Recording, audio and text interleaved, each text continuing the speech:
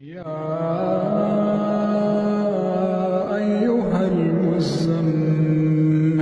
قم الليل إلا قليلا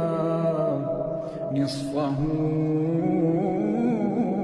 أو انقص منه قليلا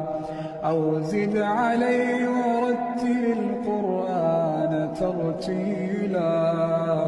إنا سنلقي عليك قولا ثقيلا إن